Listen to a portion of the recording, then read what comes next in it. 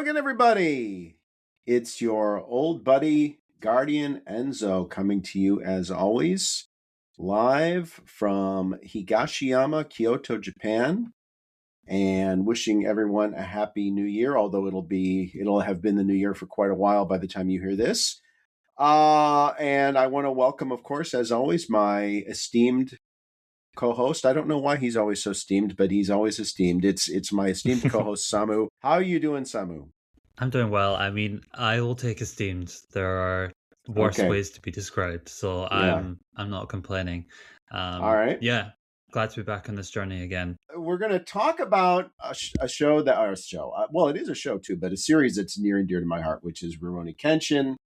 Our final, I mean, at least for the foreseeable future, our final episode on RK. It's the Jinchu arc, which is the final arc of the main series. And we are assuming, I'm knocking on wood as I say it, that it will be part of the current anime adaptation, which, of course, why would they bother rebooting if they weren't going to reboot Jinchu? But that's really the main backstory with Jinchu is it got skipped the first time. The anime never adapted it. It instead went off in an anime original, kind of a half-assed third season. For 2 decades, RK fans suffered at not having an adaptation of Jinchu. They finally, and there were obvious reasons why this took longer than it should have. It did get a live action adaptation and a kind of a bastardized OAV adaptation quite a long time ago. But will theoretically be the first time that it's getting a proper anime adaptation. But we're here to talk about the manga. This arc of Rurouni Kenshin, it's about 100 chapters. It was published from 1997 to 1999. During which time, of course, RK was pretty much the top dog at Weekly Shonen Jump. It was not the peak of its commercial success in those days, but nevertheless, it was still probably the leading single publication for manga, and Rurouni Kenshin was at the top of the pyramid at that time.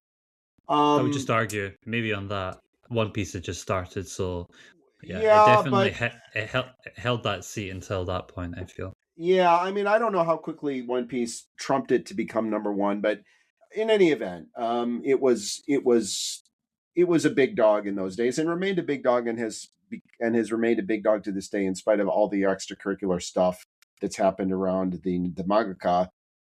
Which we addressed this in our first Rurouni Kenshin episode. That's kind of so we're not going to rehash it. It is what it is.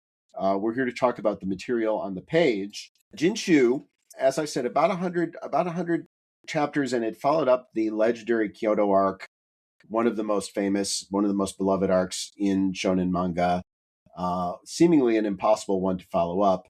And Samu, I would make the argument that in many ways, Jinchu is very much of a opposite arc in style from Kyoto.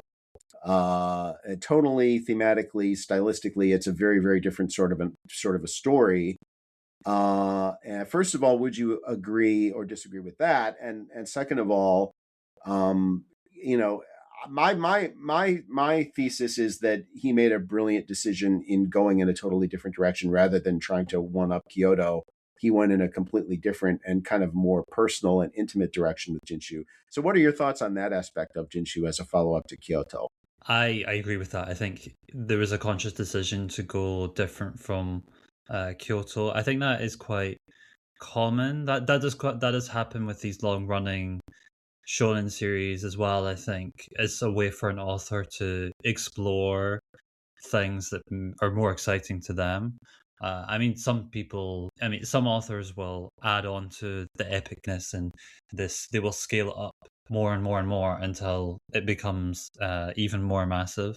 But yeah, to go more reflective, to go more inward, I think was probably the best decision, especially for Rurouni Kenshin, because it is very clearly a battle shonen, but it kind of, I don't know if it's one that would work in the same way as like a One Piece or Dragon Ball or a Naruto, where it keeps scaling the enemies and the battles keep getting harder. I think this sort of reflective personal switch is kind of necessary.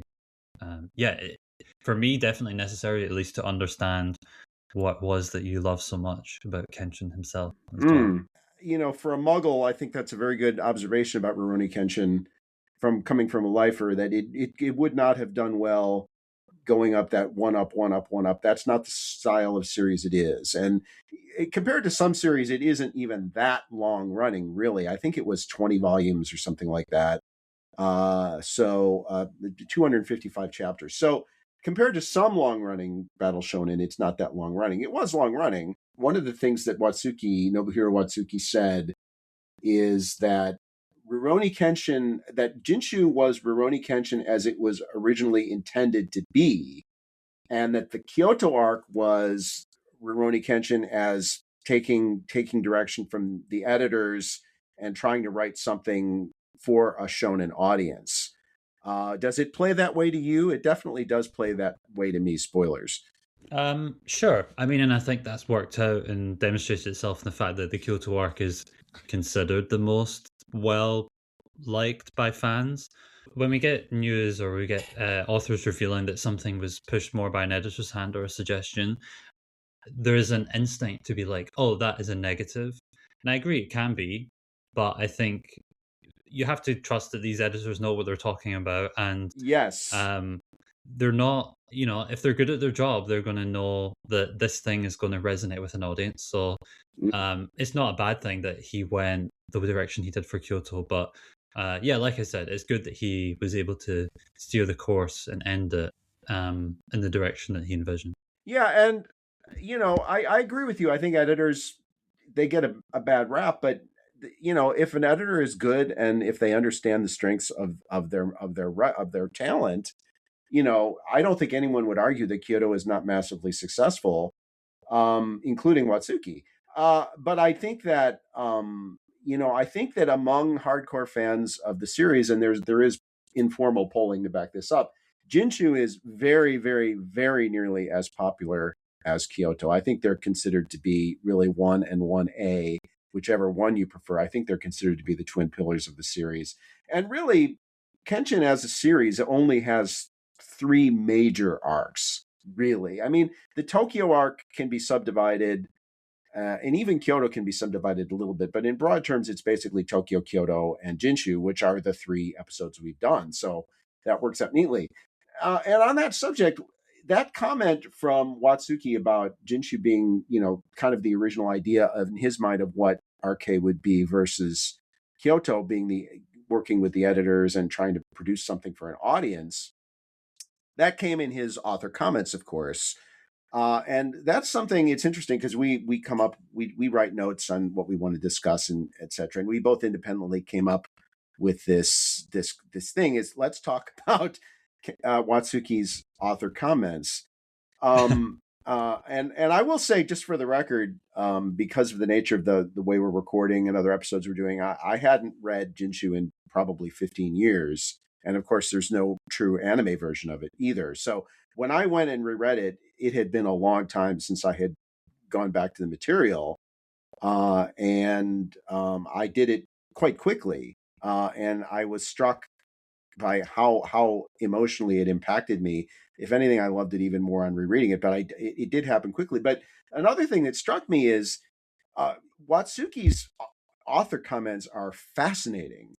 They're extremely self-analytical and frankly very unsparing. He kind of psychoanalyzes himself in these things, and not in a very complimentary way the majority of the time, including the material, which he's quite critical of. And it's not uncommon for mangaka to be self-deprecating in their comments about the various chapters that they're writing about, but I think he takes it to kind of a different level. And in light of some things that happen later on, which are all in the record at this point, I think it's even more interesting. But I have to say, if you've watched the anime or whatever, or are listening to this episode and do not have experience with Rurouni Kenshin somehow, if you do decide to read the manga, read the author comments too. Don't skip those, because they're really, really interesting, and they offer, I think, a tremendous amount of insight into what he was thinking when he created these characters and this story. So, what is your general feeling about Watsuki's author comments, Samu? I clicked onto that earlier in the series when I was going through it, but definitely this arc, he goes in on decisions that are made and whether he regrets them, and just general about himself. Like you say, it's not uncommon for mangaka to be, I suppose, self-deprecating and putting themselves down when they have success or they do something that resonates with people, which I think might just be like a cultural Japanese quality in the face of doing something really well. It's a funny one. A lot of people would say that they hate Watsuki for reasons that I think are valid, but I don't know. Maybe Watsuki hates himself just as much as you think you hate him. Um, Yeah. and I think what it made me feel, not that I would spare myself from any critiques I have. I enjoyed this arc, but I have my feelings about it. But there would be plot points that happened, and then I would be like, what do I think on this? Do I like this? And then I would read his comment and be like, okay, if the author's questioning it, then I don't feel so bad about questioning it myself either. That was almost like being guided to being like, not that he had like uncertainty in what he was doing, but Oh, I think he just did that. at times. Absolutely. Well, there were moments where I will get to it, but there were moments where he definitely had to make a choice. Do I do this or do I do that? And then Mm. he has to be like, okay, I've made this choice. This is the series that it is from this point onwards. There's one more author comment on this subject that I think is very valid, but it's really not appropriate, I think, for us to talk about it until we get to the end of the discussion. So I'll save that. One of the things that you've mentioned, which I don't agree with necessarily, but I do want to give you the opportunity to explain it, is Rurouni Kenshin as kind of a formulaic battle shonen, as kind of an archetypical battle shonen, which I know is a feeling that you hold. So I'd like to give you, if you would, the chance to sort of explain what you mean by that and how you think it plays out in practical terms. Yeah, I think it comes from partially my expectation of knowing that this was your favorite battle shonen. I know Hunter x Hunter is up there for you as well. We would agree, as we have in all our discussions, that Hunter x Hunter is subversive in many ways. It uses the tropes and situations to embrace them, but at the same time play around with them and flip Mm, them. And Takashi has his own way of handling those things.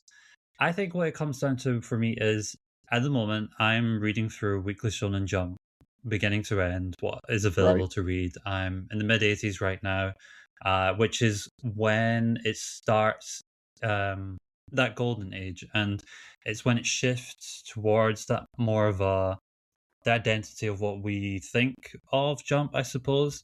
Mm, That's when the friendship, effort, victory motto came about from Put It All in the Ring. And then it kind of just carries through to a lot of the big action shonen titles. Yeah, tropes were established at that point, and it carries through into the 90s with Kenshin. And I feel like Kenshin uses those battle shonen tropes, but it doesn't subvert them. There is a, you know, not in the way Togashi does. I agree with that. But then no, that's a I kind of an outlier.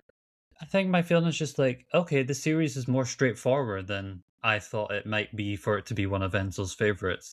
Mm, Which again is not in of itself a bad thing, but I think it comes down to what we said before: is like people can probably identify Battle Shonen as their favorite, and maybe that favorite is because it was their first, or it was quite early and foundational, and mm, getting to know that sort of corner of the industry.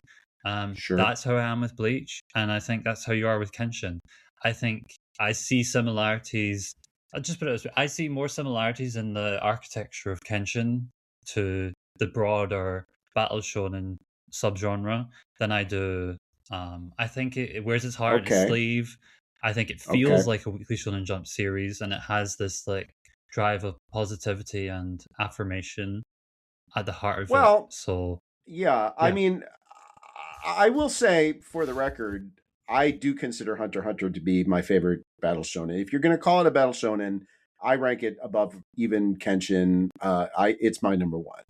I didn't, And I it is didn't, I didn't know if it was the difference between favorite and best, so I didn't want to put no. that I mean, word in your mouth. well, okay, good point. I mean, Hunter x Hunter is my best, is the best in my opinion. Favorite, it's probably closer to a tie. But I mean, I acknowledge Togashi as the best in the business, and Hunter x Hunter is the best, no question about it. However, while I recognize that what you're saying is not this is not implicitly a criticism, although I think, well, maybe it is implicitly a bit of a criticism. It's not explicitly a criticism, I guess I should say. But I think that you're giving it too little credit for establishment. Yes, these tropes, a lot of them existed, but I think he elevated them, let's put it that way, with Rurouni Kenshin to an extent to That's which you're fair. probably not giving it credit for. I also think here's another theory I have about. Let's restrict it to Weekly Shonen Jump because we've talked about this. We both love this. We both have kind of pet theories about this. But this whole idea of the family tree, the line of succession with Weekly Shonen Jump, with Battle Shonen specifically in Weekly Shonen Jump, and Lord knows there's other trees in Weekly Shonen Jump too, especially now. But the biggest branch, the biggest trunk is Battle Shonen. So my feeling is that there is one main tree there, and the branching point is Dragon Ball. First of all, that's the first thing I'm going to say. I think Dragon Ball is sort of, it's not the first, but to me, in terms of the modern establishment, where the genre would go, it is the trunk of the tree. It is the parent tree, and the branching point happens with Dragon Ball, in my opinion, on which, by the way, Watsuki was an assistant, just for the record, although that's not intrinsic to my argument. So I think there is one branch. I think the main dividing line, and Lord knows there's other dividing lines too, but the two main branches of this tree are Battle Shonen, where the battles are driven by the characters, and Battle Shonen, where the characters are driven by the battles. And I think there is a direct line of succession starting with Rurouni Kenshin, going through various examples and leading, I would say, directly to Boku no Hero Academia, where the characters drive the battles. And I think there is another line of succession, kind of that goes through Bleach and Naruto and leads directly to Jujutsu Kaisen. So I think those are two distinct branches of the Battle Shonen family tree. I'm not going to say one is better than the other. I can prefer one to the other, but I'm not going to say one is better than the other. But I do think that is the overarching dividing line, is characters driving battles versus battles driving characters. And then you've got something like arguably the most successful of the modern Battle Shonen, and indeed of the modern manga after One Piece, Demon Slayer, which I think kind of straddles the divide between the two in a sense. I think it tries to be in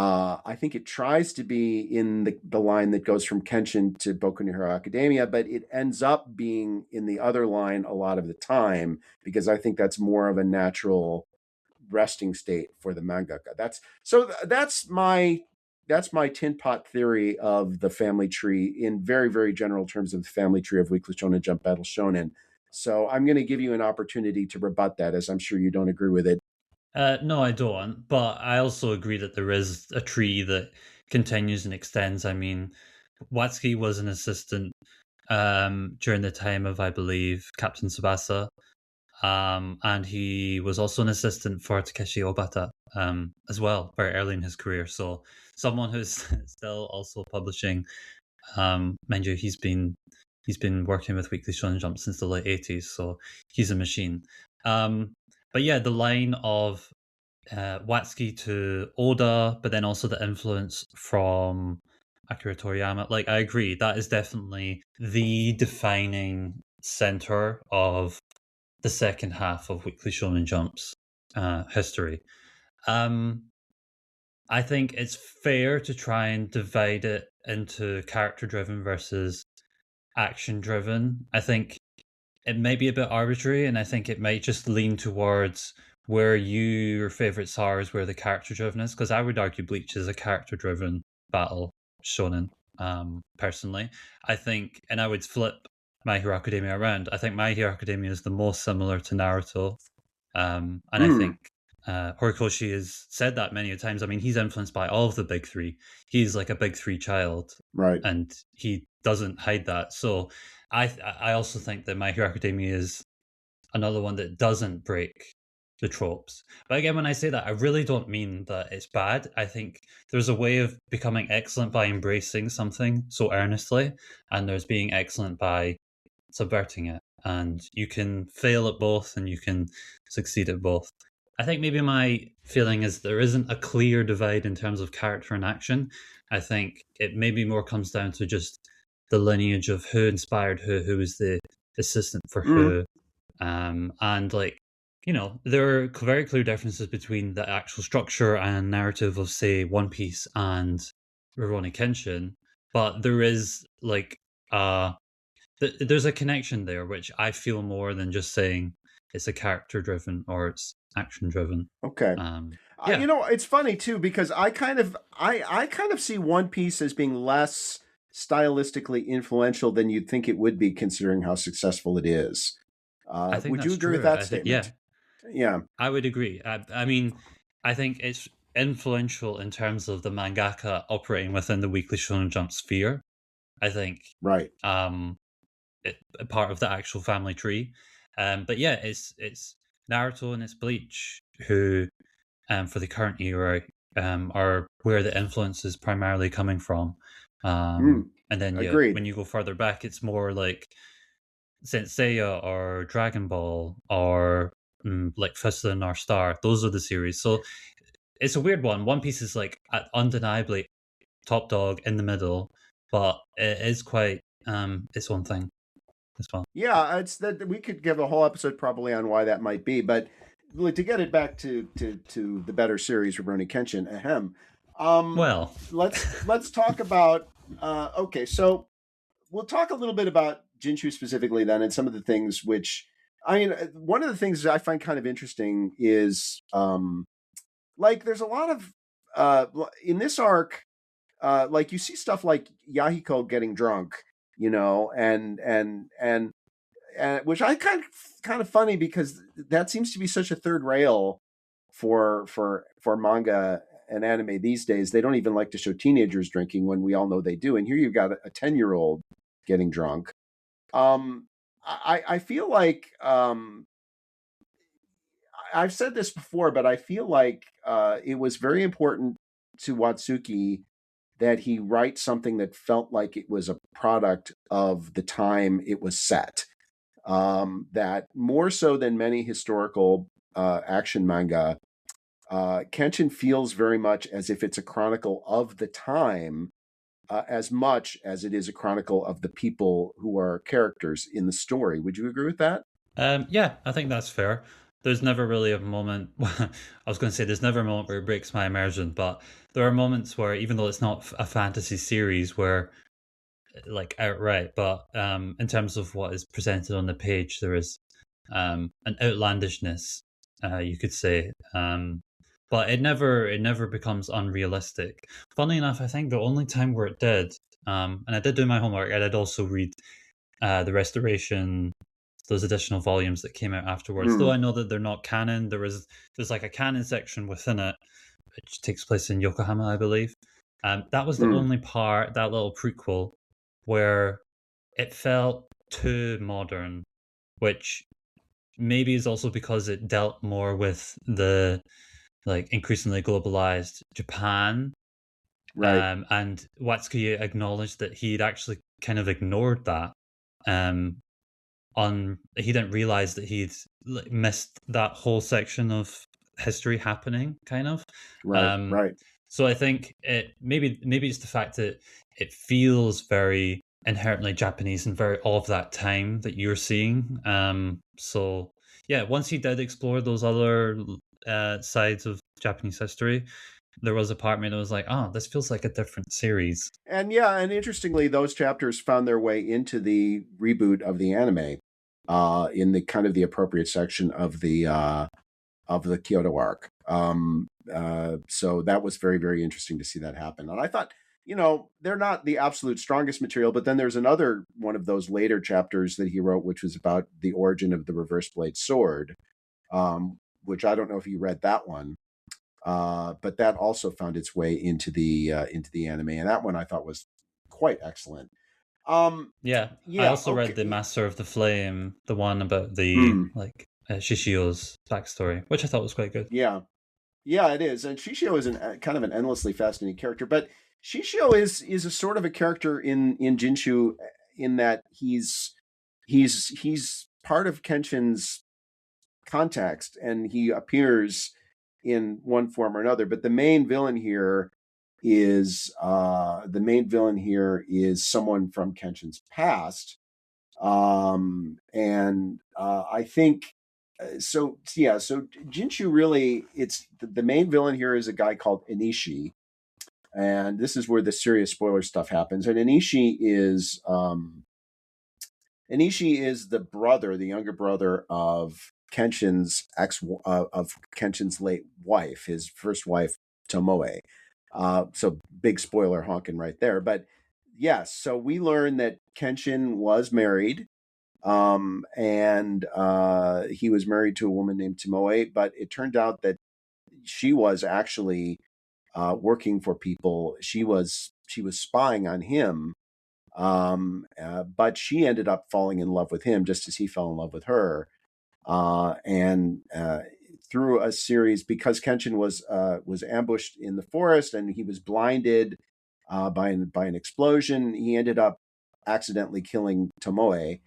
And this is something that Enishi, who was probably about 10 years old at the time himself, Yahiko's current age, he witnessed it happen, maybe a little bit older. And so that really sets off the events that become the Jinchu arc in more ways than one, because in addition to Enishi dedicating his life to getting revenge on Kenshin for what happened, um, I think Kenshin's whole demeanor and his whole mindset throughout the previous two arcs makes much more sense in the context of what happened with Tomoe in the past. And I think, which tells me, well, we know that Watsuki did plan this part of the story from the beginning. There were elements of that he changed along the way, but clearly, though, the whole Tomoe incident was certainly part of his thinking from the beginning. So really, we end up with a Kyoto, which I think is really, that's the culmination of the Batosai storyline of Kenshin the Manslayer, and Jinchu is the culmination of the Kenshin Himura storyline. That's the, Kenshin as a man, and so I think that's the distinction. And that Jinchu is really, it's a more personal story. Shishio and Kenshin, they had the same job at different times, and while they end up being enemies, there's no enmity between them per se. There's nothing personal in that for the two of them. Uh, they're doing this for other reasons. Whereas with the case of Enishi and Kenshin, this is 1,000% personal. It couldn't be more personal. And so I think that's a very, very huge kind of a ideological distinction between the two arcs. And I think that's why Jinchu works better as a concluding arc for Rurouni Kenshin the series, because it addresses Kenshin the person versus Kyoto more addressing Kenshin the entity, the historical figure. So, what's your take on that? Yeah, lots to discuss. First of all, like I said to you when I was reading, I did give myself a pat on the back for correctly answering when you asked me why do you think Kenshin has like latches onto Kaoru in the from the very early stages of the Tokyo arc. And my theory was that there was someone else that reminded him of her, or was made her resonate with him in a way that like goes back to his past. So all I can say is I really didn't know the answer to that. That was my theory based on what was happening. So yes, that was nice to be confirmed. If we are talking about this section, which is like the remembrances arc, it's called. Um, yeah, I really like it. I think it's one of the best parts of the entire series. I think when Inishi's, I think there's a strong. Watsuki's very good at kicking off both of these arcs with a strong villain, and that initial stretch like really has me quite hooked. So then having this lead into the flashback at the time it came, I think was perfect. I think it made connections to why Kenshin is the way he is. It gave us answers to these things that it kept alluding to.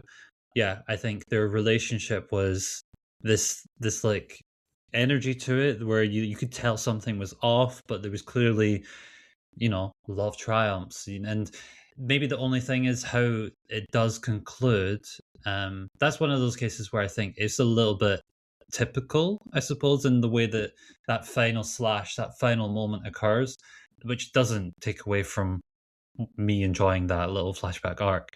I do agree with you as well that as a whole, Jinchu is perfect to end the series because not every series has to follow the same storytelling structures, but a very good, reliable one is you kind of have to look at it as an onion. Whatever the outer layer is that you've introduced the series to being, if you keep going in the series and you keep going in depth to something else and you're exploring it, you kind of have to like go back to that layer that you started with so that you're closing this whole experience, so that you're mirroring the end with the beginning and it feels conclusive. Having something which just keeps escalating and escalating is something that I said I'm not typically a fan of.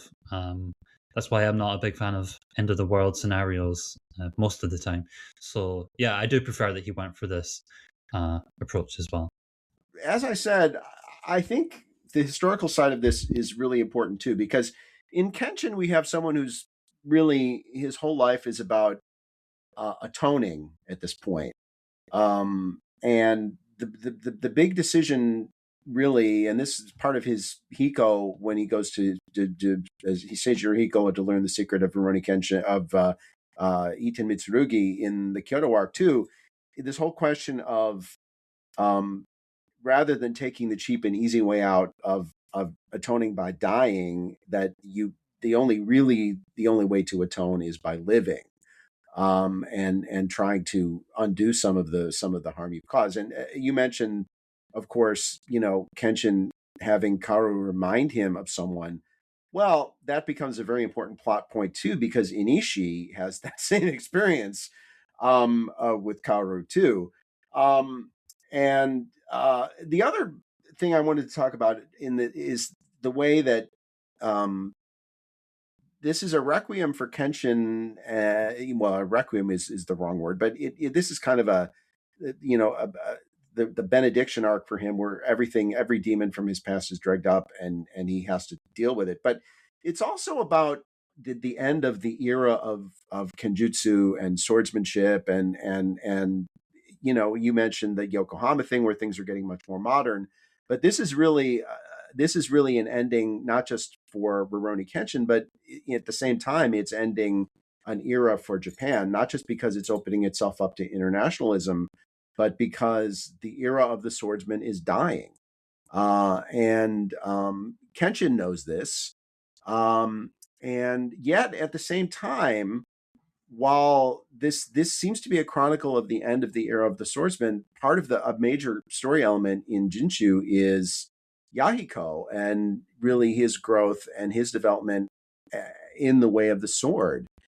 He effectively acts as a narrator for much of the arc, and at times he's the main character in the arc, kind of a stealth main character. And he talks about always, following, chasing after Kenshin's back.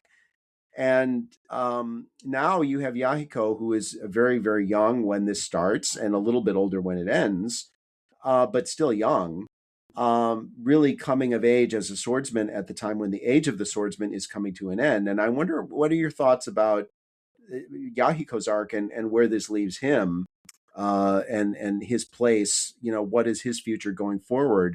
Let's pretend the whole Hokkaido arc and such hasn't happened. I don't think you've read it anyway, so it's probably easy for you to do. So how do you reconcile Yahiko's arc with Kenjutsu's arc, if you will? Well, you'll be glad to hear I really, really liked how Yahiko was handled here compared to Kyoto. That was one of my main critiques as well, I think, of that arc, where it's not uncommon, especially in Battle Shonen, where a cast expands and power levels increase, where characters are left behind. I felt like Yahiko and Kaoru were left behind in some ways, both narratively and in terms of action. They did get they were together for one big moment in Kyoto in the second half, but yeah, my frank feeling was that it just wasn't enough. They were sidelined, and um, as I said in the Tokyo section, Yahiko was one of my favorite characters. So Mm. I think he was. I think he was handled as well as he could have been here. I think the fact that he stuck through and his belief with Kenshin during everything that went down. Um, I think there was a believable escalation in terms of his potential to take part in the action.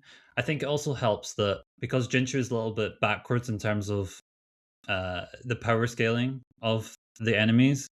To me, Enishi and his band of dastardly foes never ever feel as dangerous on the grand scheme as Shishio and Mm. the Jukapatana and his 10 swords, because it is so personal and because it feels more it feels smaller scale in that way. I think that allowed for Yahiko to believably be part of the action.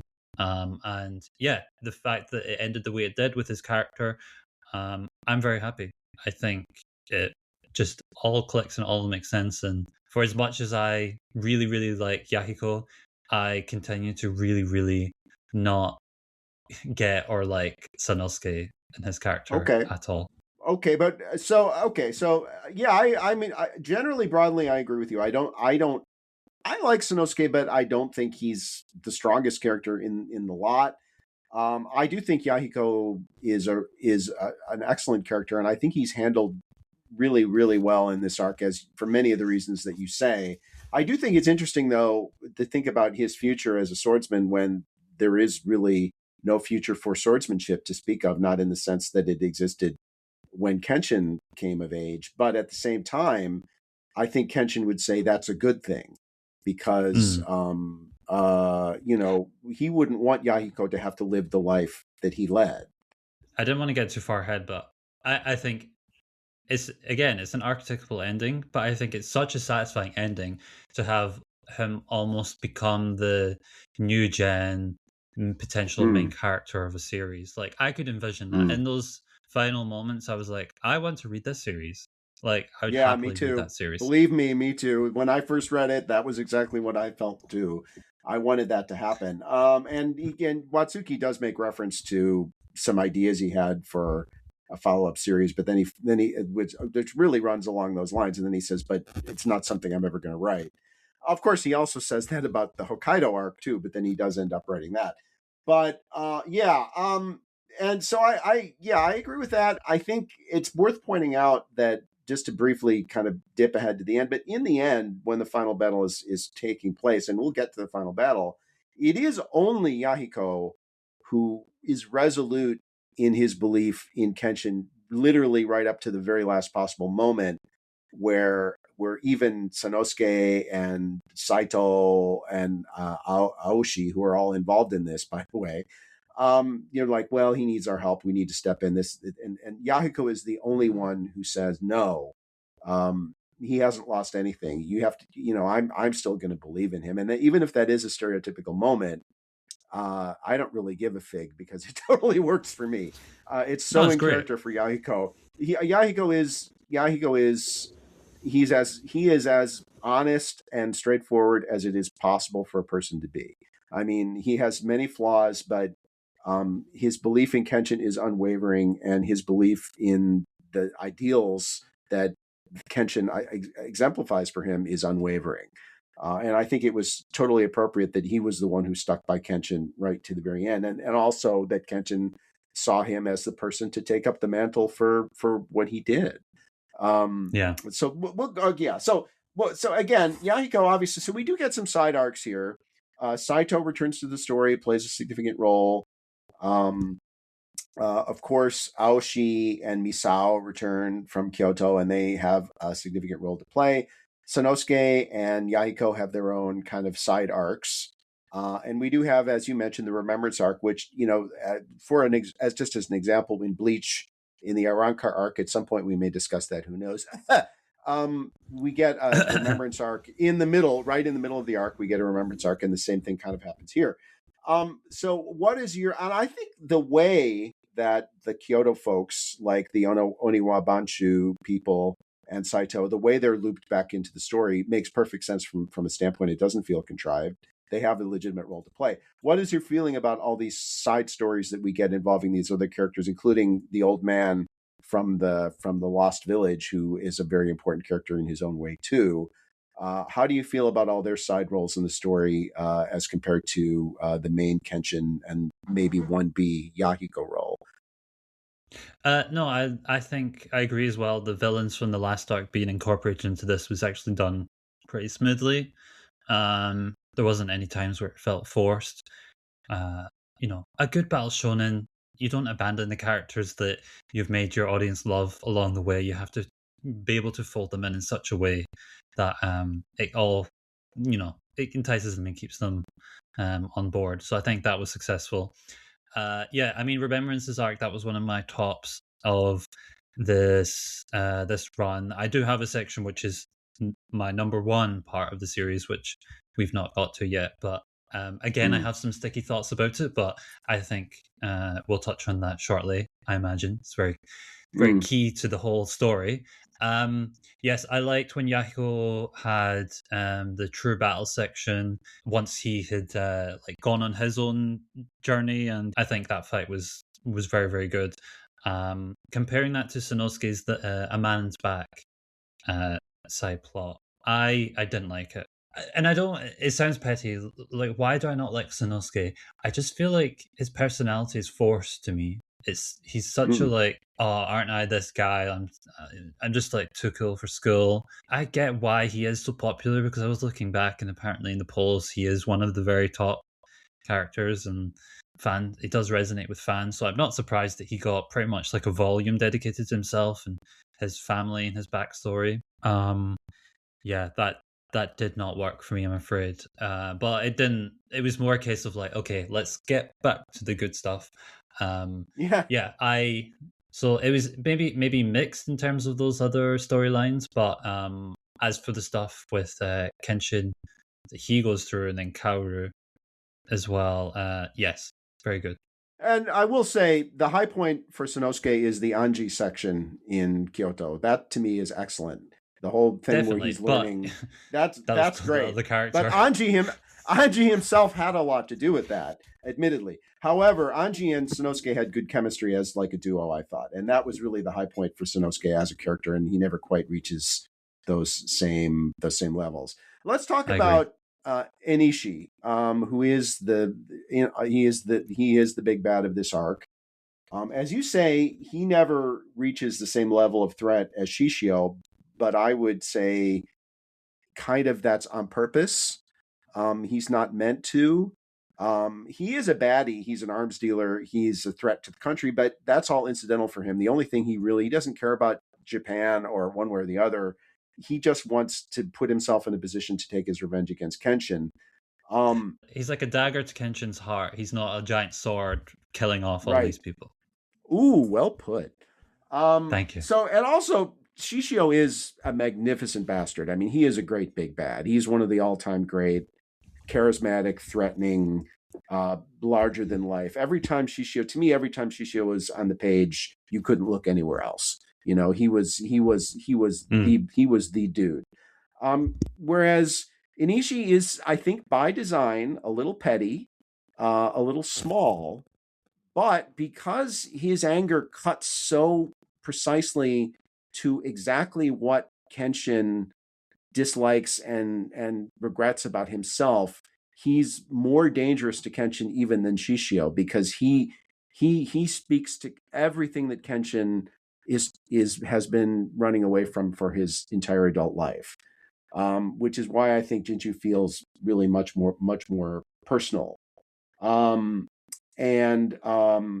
I think we would agree that the side story stuff with like the other his second in command, Enishi's second in command, with the in the arms dealership and his flunkies, none of that really carries a lot of weight. And in fact, in those legendary author No. comments we talked about, Watsuki is very, very hard on himself in the way those things played out. And he even says, in hindsight, maybe I should have had, rather than have the flunkies do battle, I should have had Enishi have to go through all 4 of Kenshin's 4 supporters before he got to Kenshin.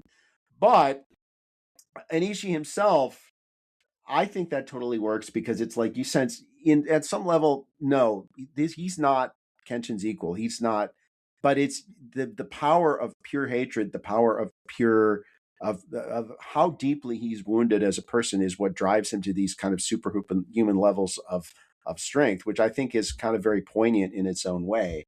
And one of those author comments, which I think maybe is the most fascinating of all, is Watsuki refers to himself in the third person when he writes these. He says that Shishio has qualities Watsuki likes about himself, so Enishi, by contrast, is a projection of qualities Watsuki hates about himself. So thoughts on that particular author comment? Because I think that's unbelievably interesting and self-analytical. Yeah, you could go quite deep with this. I think, Shishio feels like the cool villain, as opposed to Enishi feels like not pathetic, but so petty in what he's trying to do in smaller scale. So it would make sense that one would associate their negativity with him. Clearly it feels like Watsuki channels himself through his characters. And this was made much earlier when he was much younger in his career, mind you. But it does make me wonder, like, how much of Kenshin and regretful past and actions and trying to do better could you transpose onto the author? That's a messy conversation, I suppose. But since he does that with his villains, I don't think it's far removed to think that he can do that with Kenshin himself, who's so about, I don't know, forgiving oneself and trying to be a better person. So, which is kind of, is a messy thing to think of in the context of the creator, I suppose. It is, but when we look back at the history of writers, a lot of these people were not neat and clean and upbeat and happy personal lives, lacking sin and mistakes and regrets, are not common features in the personal stories of writers. They're by a wide margin the exception rather than the rule, and it does seem like the messier one's psyche is, often the more interesting fiction they can create. And I think that maybe plays out with Watsuki in this arc more than any other arc of Kenshin. In fact, I would say without question more than any other arc of Kenshin. I think because, for that very reason, that this was the first arc where he was like kind of free to make the series what he envisioned it to be from the beginning. And we've even talked about how in the beginning it was Yahiko who was the self-insert character for Watsuki, because he hated that he was weak, that he was not good at sports, and he loved kendo and he was not good at it.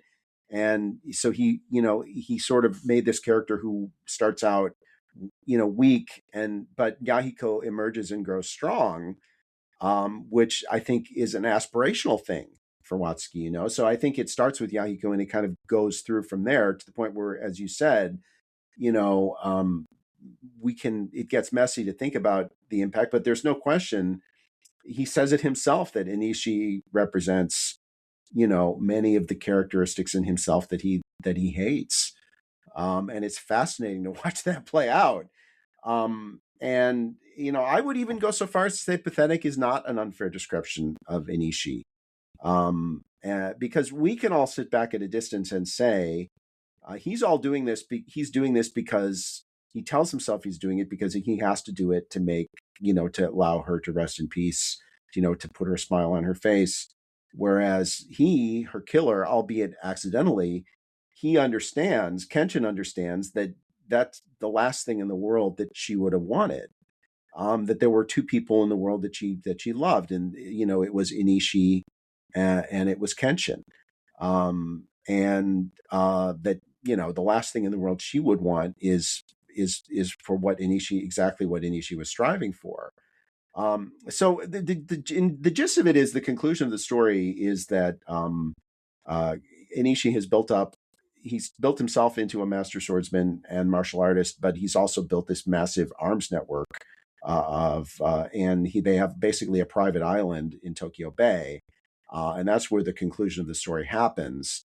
And his second in command of the group, who he has always intended to hand over the group to when this whole thing finishes, um, because the group itself and their aims is irrelevant to him. He only used it as a means to allow himself to draw up his Jinchu plan. And so he never made any secret of this with the second in command either. He was very open about it.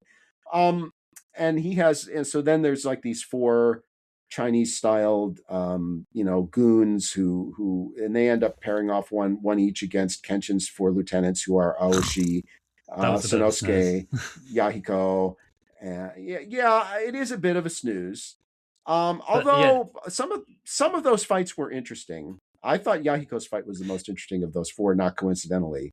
that was one of those cases where he was pretty negative on himself, on like, oh, I could Yes, have done something more interesting here. yes, And that's exactly what I thought. It was a chance for the main characters to get one last moment to fight faceless villain. right. So I think that was lacking in creativity in that way.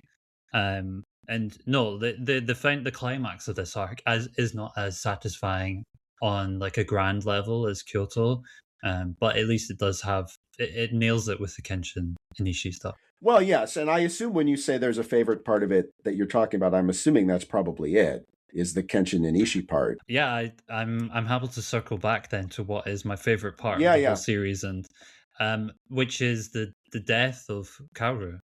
Okay, yes, which we skipped over. Sorry about that. So just to give listeners the background on that. So basically, part of Inishi's plan is he stages Karu's death, because he wants to drive Kenshin into despair, the ultimate despair, which is seeing the woman he loves killed, and it works, but it is a fake out, and some people I thought you might be one of them, frankly. So I'm a little surprised, but some people would say and have said that there's a little bit of contrivance to this, but I think it is a very Shakespearean turn, and it works perfectly in the context of the story that Watsuki's trying to tell in this arc. So I'm going to turn this over to you. You drive the boat here, because this is clearly something that you have strong feelings about.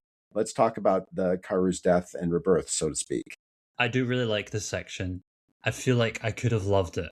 And I feel 50-50 about it, in the same way that Watsuki in his own comments said he was 50-50 about it. Right. He was writing it, and he acknowledges he had to make a decision. What am I doing here? Is Kaoru dying? Is she not dying? I think okay, I'll say this first of all. I think the way that it was built up to and the way it was presented, you had like maybe like 5 or so chapters where the characters and the readers believe that Kaoru did die. That was like super, super impactful for me. That really stunned me when that happened. I believed it. And there was part of me who was like, Jesus Christ, if this is where the story goes, I might have to put a 9 in front of it for my rating. Like this, it really threw me for a loop. And I was so impressed that this happened.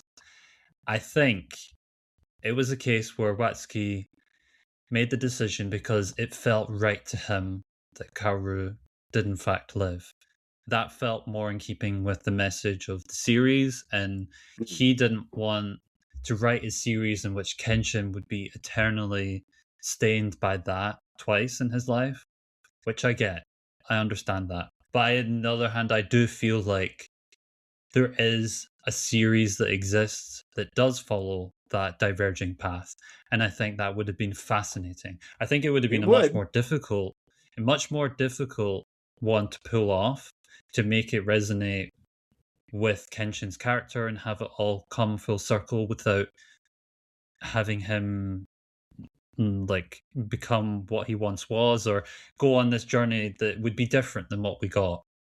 And in some ways it was an easier outcome. It was a more expected outcome. But on the same hand, I believed it. So he had me for the time that he had me. Yeah. And then it was a more case of being like, this is great. I love what's happening, to Yeah. okay, I get it. it's still very good. Mm. And I just have to accept it that this is the story that he wants to tell. Well, I mean, Togashi might have gone the direction you wanted, you know. I was going to say that I Um, think he's one of the yeah, people who'd be like, you know what, I'm just going to do it. but there aren't many. Let's be clear. And that's One of the and I things, think that's one of the it's one of the other elements. I'm like, it feels it would have been very not Weekly Shonen Jump to do that. And I well, think not only would it's it have just been very not Weekly Shonen Jump, I think it wouldn't have been very Rurouni Kenshin, which I think is more to the point.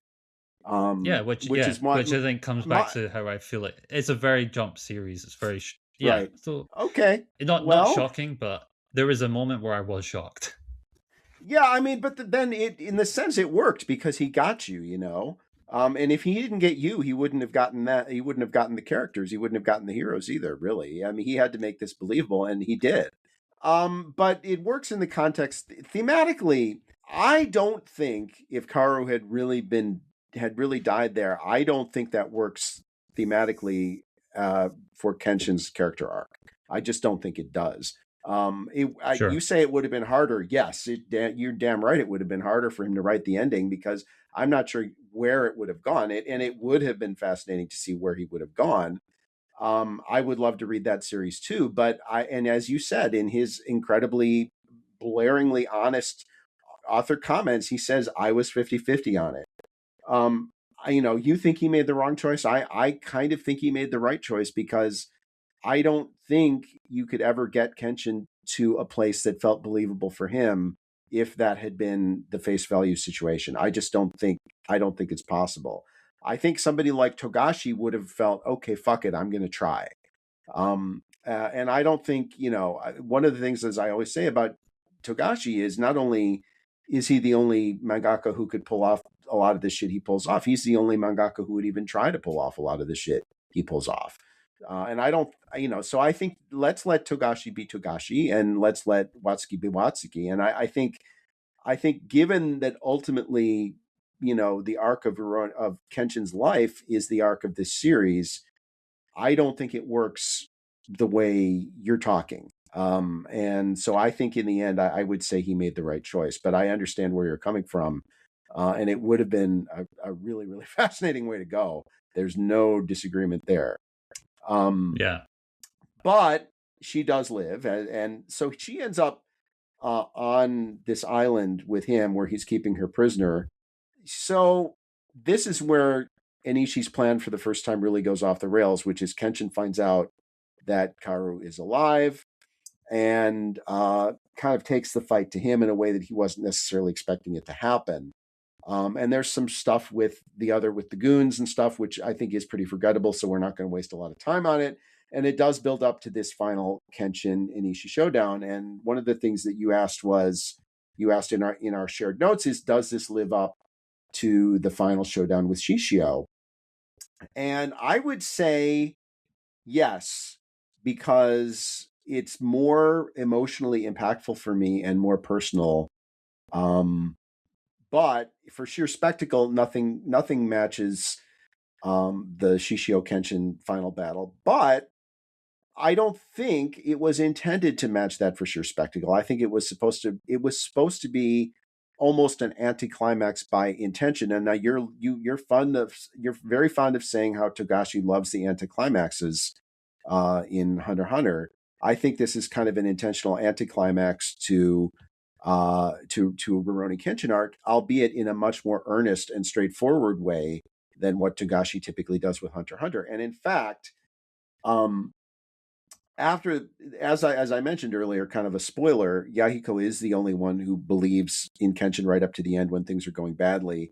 Is one of the tenets of the arc is among the Kenshin Gumi is this is Kenshin's thing. He has to deal with it himself, and otherwise it's all meaningless. And they're all willing to talk that game, but in the end, it's only Yahiko who's willing to stick to that right up to the very, very end. But in the battle, when it all comes to a head with Enishi and Kenshin, the moment that really impacts me, which I think is the best moment in the entire series and one of my favorite moments in all of Shonen, one of the things that Enishi says is, you've already robbed me of the only thing I ever wanted to protect, which I think sums up his character perfectly and why he is so pitiful in this way. But really, the culmination of that fight, it doesn't come with an attack. It comes with Kenshin thanking. He thanks Enishi for protecting Kaoru. At once it's clear that how the battle is going to turn out. And it, it's clear that Enishi is and Enishi couldn't kill Kaoru because when he looked at Kaoru, he saw Tomoe, which is kind of an intentional irony with, Kenshin looking at Kaoru and seeing a bit of Tomoe in her too. And Kenshin thanking Enishi for protecting Kaoru, to me, that was the moment that really moved me most deeply, I think, in the entire series, because I think it completely exemplifies, who he is as a person. And I think that really encapsulates his entire arc, really in one line of dialogue. And you can see Inishi's whole worldview just kind of collapses on itself when Kenshin says that to him, and in a very believable way. So that's my take on the ending, and comparing it to the Shishio battle and such. That's my view on it. So what's let's share with us, please. Your general views on that final section of the main story. Sure, I agree with you. I agree with you a lot on what you said in terms of being an intentional anticlimax. And yeah, I also agree that it's an anticlimax which has a different tone than how someone like Togashi would handle it. So I guess what I was trying to say with the whole fake out death thing was, I don't begrudge it. I understand why it happened, and I still think the whole thing was handled very well, and it's still my favorite section of Kenshin. But I think it affirms that the tone of the series and my feeling of it being more straightforward, and when it had the chance to take a risk in that way, Watsuki didn't. It didn't come as a surprise that that was the direction the series went. I think in terms of this final climax, I think, yeah, like with the goons and in general, Watsuki's sense of action doesn't resonate with me personally. Um, I think where it maybe falters in that front, in terms of giving characters what to do in a satisfying climactic moment in terms of demonstrating their powers, I think he definitely wins in terms of the character drama. That's the part of the arc that was through line and never really faltered for me. And leading up to this final climax, because Kenshin did think that Kaoru was dead for so long, much longer than all the other characters came to realize, we still got to see him go through that journey that we would have seen if she actually did die, to a smaller scale. So I think that it still hit all the key points that like really needed to resonate by the end. So did it live up in terms of a battle shonen?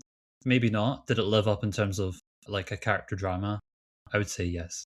I can't argue with that. I think that's really essentially on point.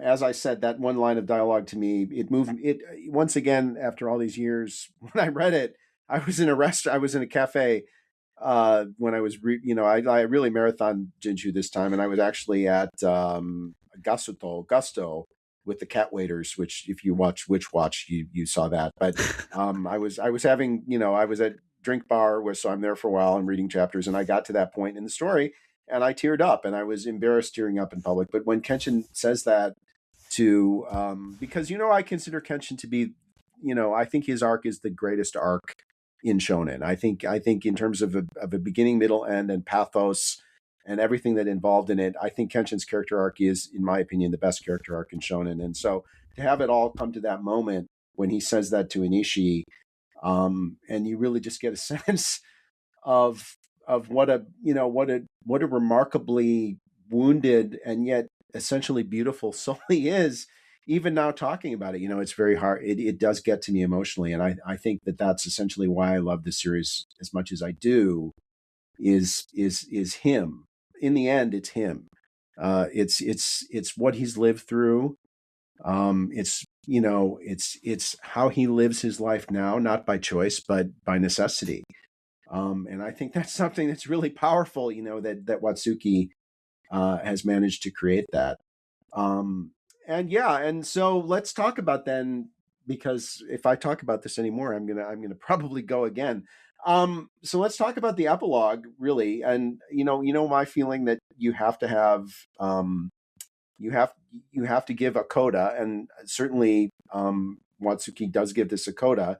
But then again, you get the Return of the King scenario, which maybe some people consider obsessive. So, what is the true final chapter in your estimation of the Jinchu arc? Because there are several chapters that you could conceivably call the final chapter. In my opinion, spoiler, it's Yahiko no Sakabato, Yahiko's reverse blade sword, which did not happen contiguously with the main series. It came later. It was so not a lot later, but it did come later. To me, that's the true final chapter of the Jinchu arc, and indeed of Rurouni Kenshin, because that's the one where we really feel the whole passing of the torch, and we establish, what the future is. So, what's your feeling about that? What do you consider like the true end of this arc and of this series? I'm completely fine with the abrupt ending. Some of my favorite stories cut off earlier than they ought to.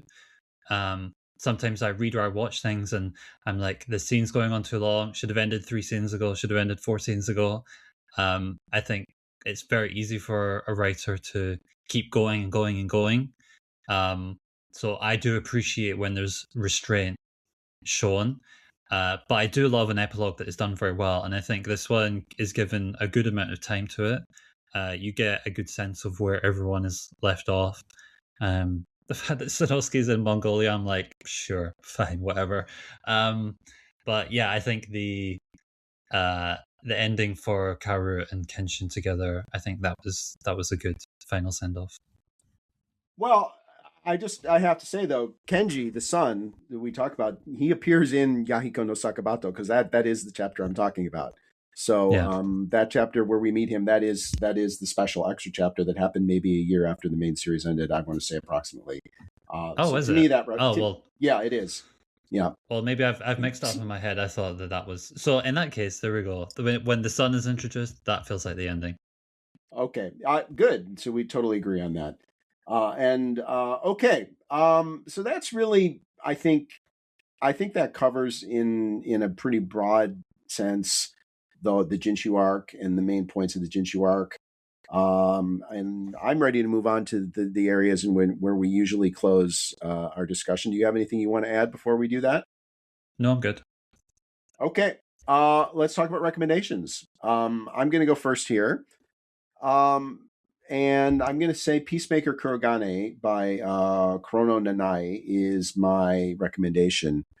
And I don't have a fancy answer for why that is, uh, except to say that, the Jinchu arc of Rurouni Kenshin, because I consider arcade to be such a foundational piece in my not just my anime manga life, but my life. And this is the conclusion of the series, and it's a great conclusion. It was really Peacemaker Kurogane that made me feel more like I feel, or when I felt in experiencing Jinchu, than any other series ever has. And there are obviously thematic similarities in that it's set at the same time, well, a little bit earlier. But Peacemaker Kurogane is really a Shinsengumi series. Saito Hajime, of course, is a character in it, but this is him during his historically documented time in Kyoto as part of the Shinsengumi, before the whole fictionalized Lieutenant Fujita, or much less Golden Kamui stuff happened. So um, I just feel like Peacemaker Kurogane, in addition to really dealing with broadly the same time period, even some of the same characters, also deals with a lot of the same themes of regret and trying to live a life that's in defiance of the times and what you represent, what it means to wield a sword, and what it means to try. Is it possible to wield a sword for the purposes of good, or is, as Kenshin often says himself, a sword fundamentally an instrument of murder? And so this contradiction is a part of Kenshin's life. It's going to be a part of Yahiko's life, and it's definitely a major theme in Peacemaker Kurogane. So That's my pick, Peacemaker Kurogane. There's also quite a good anime adaptation, but it only covers a part of the manga. So, the manga is the definitive way to experience that if you want to do it. How about you? How about you, Samu? Well, I can't comment on that because that is a series that I actually have zero knowledge of. I have no reference to it, so yeah, it's one that's completely flown by me throughout anime, There you go. manga, watching and reading. And I think is the same for you on my recommendation, which is Firefly Wedding by Oreco Tachibana, which I'm recommending that because of the remembrance section of the story. Firefly Wedding is a series about a romance. The main pairing of Satoko and Shinpei feels dangerous and wrong, but necessary for both of them, and they're willing to go outside of what feels correct and what they should be doing for each other. You have one who's more of like a noblewoman or daughter of a noble family, and another who's a murderous killer who doesn't hold back in defeating his foes. Yeah, I think that sort of when we got more of that romantic angle, that definitely resonated with me. And Firefly Wedding has just wrapped up the manga, and it's getting an anime coming soon as well. So The reason I know about it is because you mentioning it, as you have in a couple of our broadcasts before. And I know an anime is coming, and I'll be paying very very close attention to that. I have not read any of the manga, but I will. I will in fact read. I will in fact watch the anime for sure. I'll be curious to see if you do actually, but let's talk about scores. And I feel like I should go first here, just so they give the audience a little suspense as to what your score is going to be. I'm going to start. The first number is certainly going to be a 9. And I have to think about what the second what the second number is going to be. I don't like to do these scores in advance. I like to let the moment guide me, and I've kind of wavered here. In my mind, I've always considered Kyoto to be just by a hair to be ahead of Jinchu, but now having re-experienced them both, I kind of think they're just about dead even, and there's things about each of them I think are superior to the other. And I don't remember honestly what score I gave Kyoto. I think it was probably a 96 or a 97. On purpose I didn't go back and check, but I'm going to give Jinshu 95 out of 100. and on my side, just rating the Jinchu arc, I'm going to give it 82. I think, like I Okay. said, there was a time where I was higher, and yeah, in the grand scheme of things, it is my favorite arc in the series. So you predicted that correctly. I think Yeah, um, I did. there were there were story beats in the way that the like character drama focus of it definitely resonated most with me, and I think it helps that the epilogue was as satisfying as it was, because I love a satisfying ending. I can forgive a bad Yeah. series, not that this is a bad series at all. I can forgive a bad series with a good ending, so it's always nice to have that be the final note. So let's then go to final scores for the series as a whole, which is what we did with Hunter x Hunter when we got to the end of The Succession contest. yeah. Okay. So I'll let you go first here. What's your score for the full series? Okay, mine isn't too shocking then. It's more of a culmination of this rating I've given plus what we've got before. And I would give it an 81, which I think, yeah, I would put it up there as what I recognize as one of the most important weekly Shonen Jump series that the magazine has had. I think in some ways it's not for me in the same way that something like The List of Samurai isn't for me. But I'm glad that I've read it because it was definitely a gap in my weekly Shonen Jump resume, which has now It been filled. was This arc definitely helped it push it from a 70 something to an 80 something overall. good. Good. I'm happy with that number. And yes, I did kind of always think that Jinshu would be the arc that you would like the best. I sort of figured that was going to be the case for me. Because I don't think Tokyo is on the level of Kyoto and Jinshu, probably by a sizable margin. I have to nudge it down a couple of points based on that because that is roughly a third of the series. So I'm going to go 93 for my full series mark. Which I think certainly I think Kyoto and Jinchu. I'm going to guess, and I haven't looked again. I kind of intentionally didn't look. I'm going to guess I probably gave Kyoto like a 96 or a 97. So 93 as a whole, meaning I'm probably like in the mid to high 80s for Tokyo. In fact, we scored that too when we did that episode, and I'm going to guess I was probably in the mid to high 80s on that.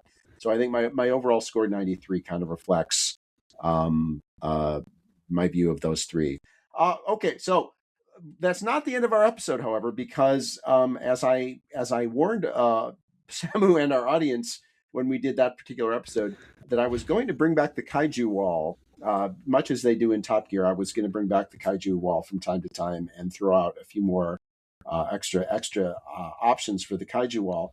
So I'm going to do that here. I'm gonna bring back the Kaijuu wall, and we're going to talk about a couple more that I wanted to get Samu's opinion on, and he's more than welcome to throw a couple at me. And I'm going to throw out that I'm going to give you another category that you can do for the Kaiju wall, which, in Top Gear, they called it Super Sub-Zero, which is like the Super Kaiju. I don't think we talked about a Super Kaiju section of the wall. So I'm going to allow like a Sub-Zero section, Super Kaiju section, stuff like Bleach, Naruto, One Piece would obviously be in there. So I'm going to start off with what I consider to be a softball, but it's perfectly appropriate, and it isn't one I don't think that we talked about when we did the initial setup with Kaiju Wall. Rurouni Kenshin. I would say Kaiju. Not Sub-Zero, though. Not Super Kaiju. No, I don't think. I think it's top of Kaiju tier. All right. I'm going to reluctantly agree with you. Top of the Kaiju tier, which is still elite territory, but not quite at the level of Godzilla Super Kaiju. You have one you want to throw at me? JoJo's Bizarre Adventure. Oh, you bastard. That was on my list. Kaiju, but not Super Kaiju, but Kaiju, because I think for a couple of reasons. One, it managed to do a demographic leap successfully, which is pretty rare. It just because I think it's been so influential across so many different, and it has massive sales as well, but it also has been really influential in like a deeply cultural way. So I'm going to say yes, Kaiju. And obviously you agree. Okay. Natsume Yujin-sho. Not a Kaiju. Oh, interesting. Can controversial you care to elaborate? I don't care much for that series. That's one where I enjoyed the first season, and then I think I watched up to season 3 or 4, and I was like, okay, this is the way the series operates. It's not for me. But yeah, I think it has its lane that it operates very well in terms of its audience, but I don't think it permeates into like Kaiju territory. What do you think it's sold without looking it up? I don't know how many volumes it has. Curious. I'm going to assume it has 20 something volumes. Yeah, that's about right. So yeah. I would probably say maybe 25 million. 17. Okay. Yeah. So I think you're right. It's not quite at the Kaiju level, although in its subgenre, it's pretty close to being head of the class. Sure. It's definitional in that it's iconic. It's much imitated, but I don't think it quite reaches the Kaiju level. Okay, got one for me. Vagabond. You know what?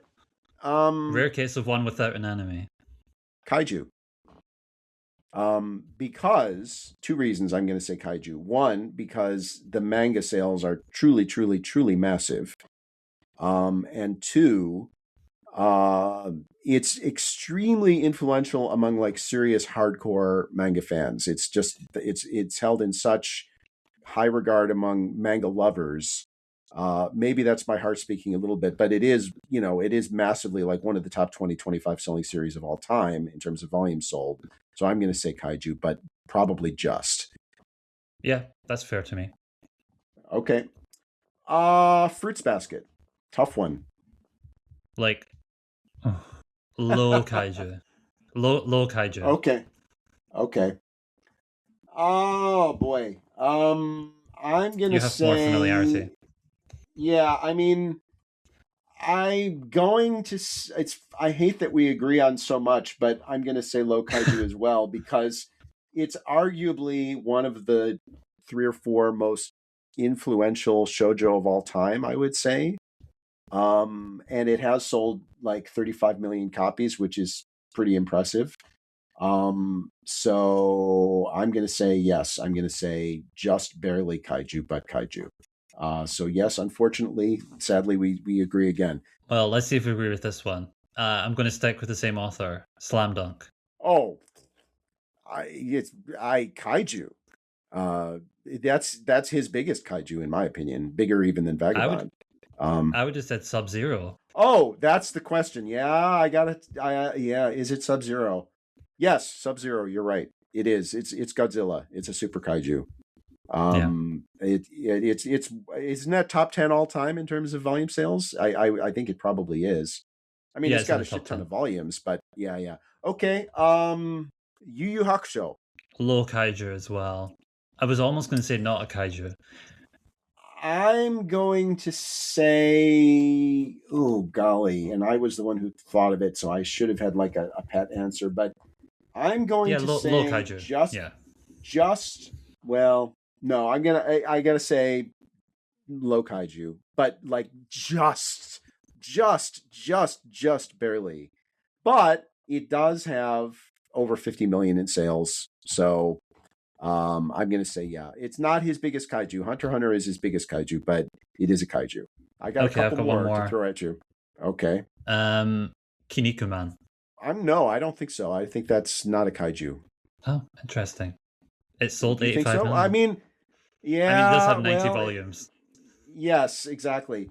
I mean, that's one of those where if you're going to talk about just on longevity, you know what it is, when we talk about I know that baseball is like a not a thing in the UK, but one of the things that in baseball we have like the Hall of Fame, which is, and there are always like these big debates and arguments about whether players should be in the Baseball Hall of Fame.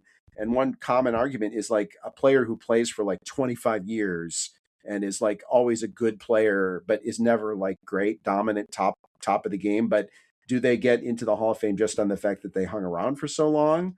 And my argument is, no, I don't think they should. And I would kind of make that same argument here. So I think it falls short just based on that. What do you say? I would call it a kaiju. Okay. For context, now that I'm reading it through the 80s and Jump, I will say I think the series is shit. I think it's really bad. But yeah.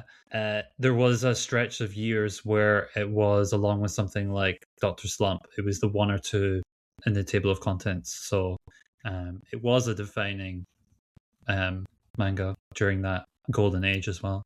But it's interesting. I don't think it's that. I don't think it has that much staying power. I don't think it's really a series even now that people talk about that much. I don't think it's aged particularly well, but I think of its time it was definitely all right. It was one of the top dogs.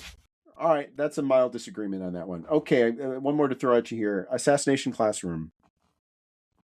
Kaiju. Just kaiju. Yeah, I would agree with that because it's 27 million sold over how many volumes? Not that many, right? Well under 20 as far as I remember.